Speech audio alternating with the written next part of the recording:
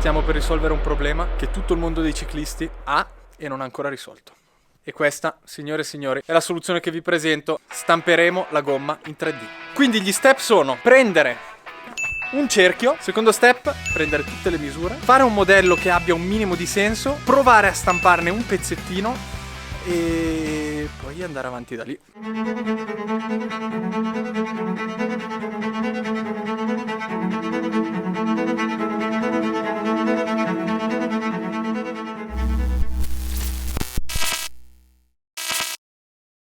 Buongiorno, è sabato e oggi si risperimenta, a parte che mi sono accorto che nello scorso video ho detto che era novembre, non è vero, siamo ancora a ottobre, ma vabbè. Il concetto è quello che ci stiamo avvicinando un botto all'inverno. Comunque, oggi si procede con la progettazione e lo sviluppo della ruota stampata in 3D perché mi sono accorto, uno, grazie ai vostri commenti, due, continuando a provare a sistemare, che ci sono stati degli errori abbastanza importanti nella modellazione del primo prototipo. Mi sono dimenticato di prendere una misura, raga, ho fatto una cazzata. Quindi adesso volo in officina, prendo altre 2 o 3 misure che sono super importanti proprio per dargli la forma giusta, rimodelliamo e riproviamo. Vi faccio capire che cosa ho sbagliato. Io ho pensato alla ruota, al copertone della stessa larghezza del cerchio, ma nella realtà non è così, viene fuori bombato, quindi devo capire uno di quanto esce, per intenderci. Devo assolutamente rivedere il riempimento. Poi vi dico i commenti che sono stati strautili perché seguirò sicuramente dei consigli che ho ricevuto nei commenti. Devo misurare la bombatura del copertone. Ok, sì, la ruota è decisamente bombata, tra l'altro non di poco, viene fuori di 1 centimetro, poco più. Tocca rimettersi al computer e rimodellare tutto. Se questo è il cerchio, io adesso ho disegnato il mio copertone che esce e fa questa forma qui. E non va bene. Nella realtà la ruota esce e fa questo. Questa distanza qui è più o meno 1 centimetro. Questo significa che bisogna rimodellare praticamente tutto e ripensarlo. Ma attenzione, è arrivato 1 chilo di TPU nero, è di un'altra marca rispetto a quello che usavo prima. Ho preso questo perché costava un po' meno, spero che funzioni. Comunque nel prossimo modello useremo questo, almeno oltre alle modifiche al modello proprio 3D, proverò anche a capire se funziona il materiale. Adesso parliamo dei feedback che ho ricevuto, grazie mille per i commenti perché sono stati super fondamentali. Sì, diciamo che da solo probabilmente starei mettendo molto più tempo e non sarei arrivato a molte delle idee che mi avete dato. Allora, commento che mi ha dato un mio amico importantissimo e che è anche stato scritto sotto il video scorso: non si può usare assolutamente un ugello da 0,4 mm per fare questa stampa perché richiede troppo tempo e soprattutto non serve così tanta precisione nei dettagli. Alla fine a noi non interessa che questa ruota sia bella, interessa che funzioni. Che cos'è l'ugello?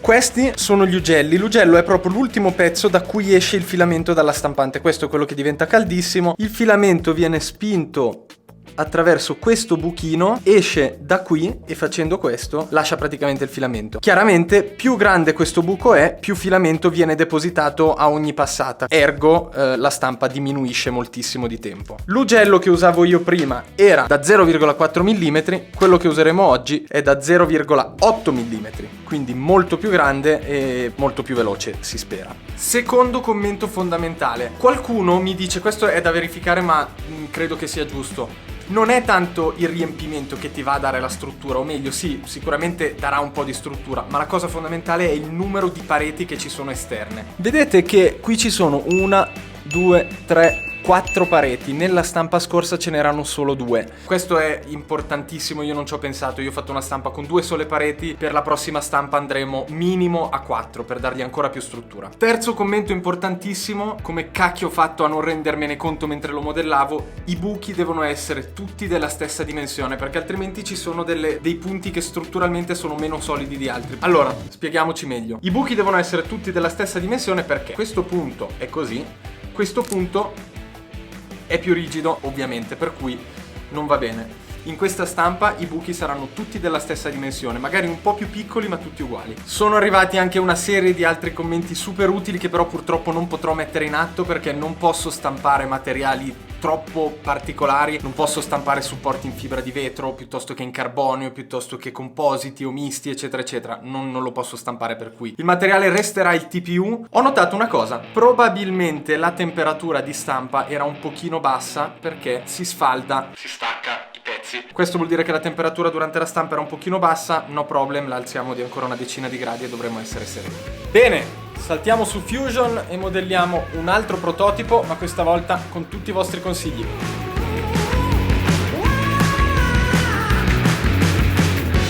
Benissimo, allora, la fase di modellazione è finita. Ammetto che il modello di questa volta è molto più bello e sembra a tutti gli effetti una ruota. Allora, adesso c'è un problema perché l'altra volta mi sono reso conto che il TPU fa abbastanza schifo, o almeno per quanto mi riguarda, per quello che sono riuscito a fare io, sulla creazione dei supporti, ovvero tutte le superfici che vengono stampate, chiamiamole strapiombanti, quindi se questo è il piatto di stampa, la stampante stampa verso l'alto, questa parte qui non appoggia sul piatto di stampa, per cui la stampante deve creargli sotto dei supporti che poi vengono rimossi. Questa è la parte senza supporti, guardate che bella, precisa. Questa è la parte con i supporti. Fa un po' schifo. Non è ideale, ma bisogna provare a capire, perché il fatto è che se io lo vado a stampare per così o per così, è vero che questa parte a me non interessa che sia bella, può anche fare schifo, però mi crea tutto il supporto qui dentro, usa molto più materiale e ho paura che non venga effettivamente rotondo, questo potrebbe essere un problema. Riprovo a stamparla piatta e vediamo cosa ne viene fuori. E se no mi inventerò qualcos'altro. Le modifiche che ho fatto quindi saranno 5 pareti, ugello da 0,8 mm, materiale leggermente diverso, vediamo se funziona, proviamo.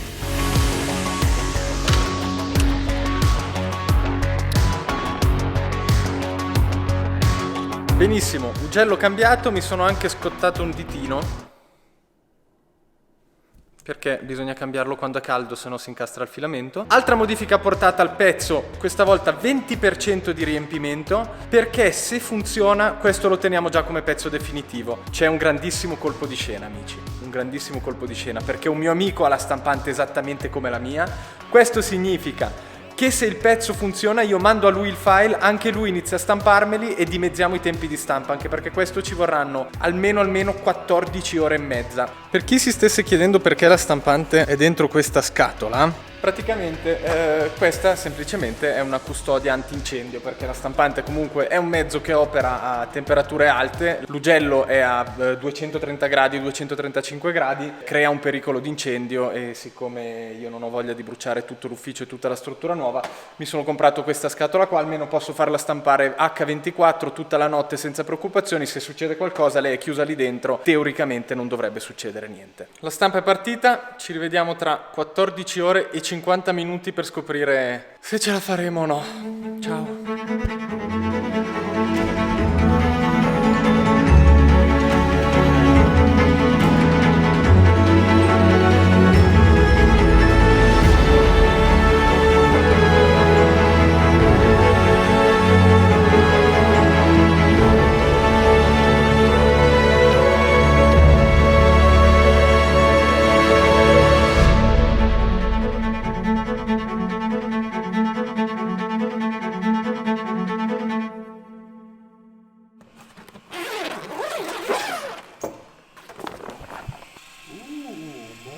Molto interessante. Allora, ecco qui il pezzo che visto così sembra veramente bellissimo. Però bisogna provare prima a staccarlo, poi a capire se è solido.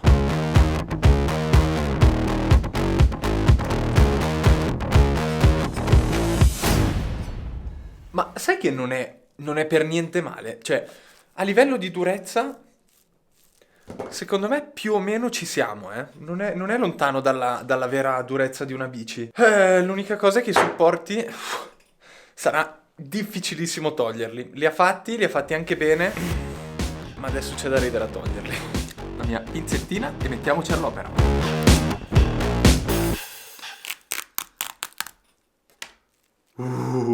ASMR.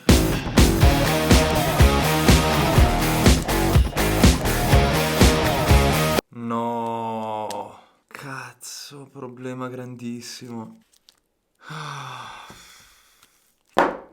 No, ma che palle, stava andando tutto così bene.